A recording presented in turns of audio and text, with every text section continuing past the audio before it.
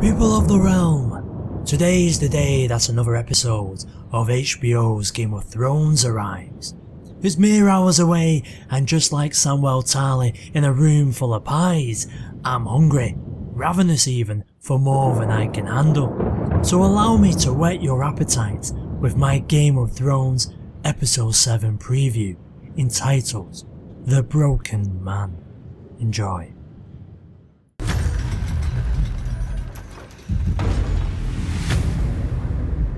As long as I'm standing, the war is not over. Our two ancient houses face collapse because of your stupidity.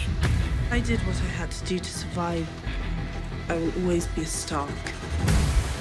We're gonna take back the Iron Islands. Then we'll get revenge. He died for us. If we are not willing to do the same for him, we're cowards. The real war is between the living and the dead. And make no mistake, the dead are coming.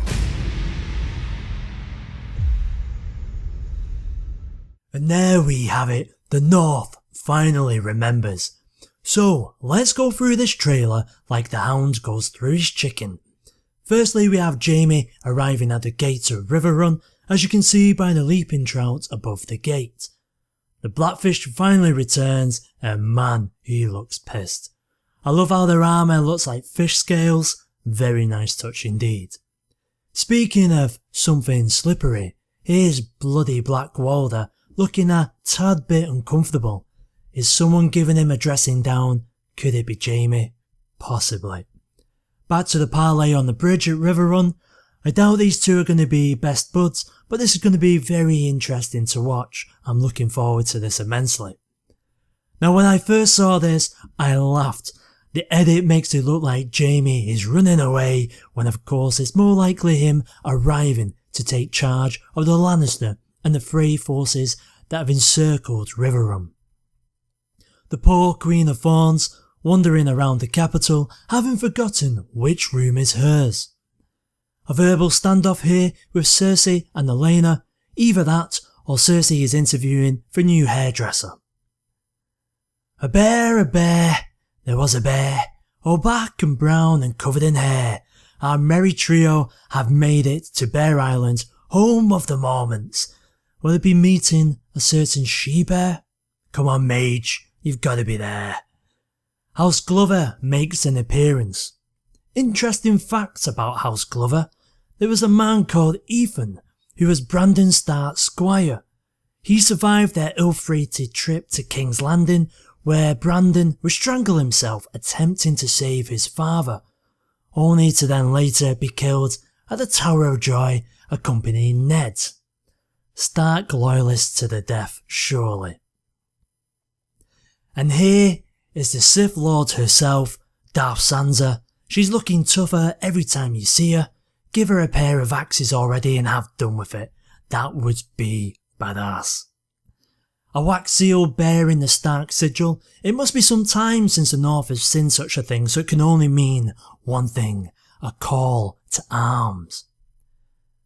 Bloody hell, the Greyjoys, they move fast. They're already at the Long Bridge in Volantis, that bridge you can see where it's all built up and people are living at it. Wow, they move sharply.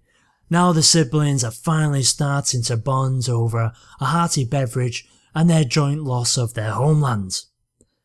Now we have Jon Snow sporting his new Grease Lightning look and looking oh so serious. Which isn't surprising considering he's about to address a wildling bloody army. Now, count how many people are there. He only needs 19 good men. Swivel on that, Ramsay. Oh god, how I love this man. We only wish that Brienne did too. What's not to love about the husband of bears, the me king of Ruddy Hall? I just want to feel his beard on my cheek. I've said too much. And now boo to Black Bloody Walder, threatening to kill Edmure Tully outside of Riverrun. Here's betting there's a noose attached to that pillar. Now it's time for a good cop Randy cop. You decide who's who, and we're still trying to forget what happened the last time these two went on a jaunt. Forget Dawn. Expect Jaime to take control of the situation and piss off a Frey or two, with Bronn helping with a witty retort or 12. And finally, Davos Seaworth on Bear Island, a man who knows not the meaning of small talk, but instead just tells everyone the dead are coming. So that's it, people. I'm looking forward to this episode, and hopefully you are too. So prepare your mead and stoke your fires. You'll be settling down for a night of Thrones, and I will too. So enjoy yourselves, and I'll see you out there.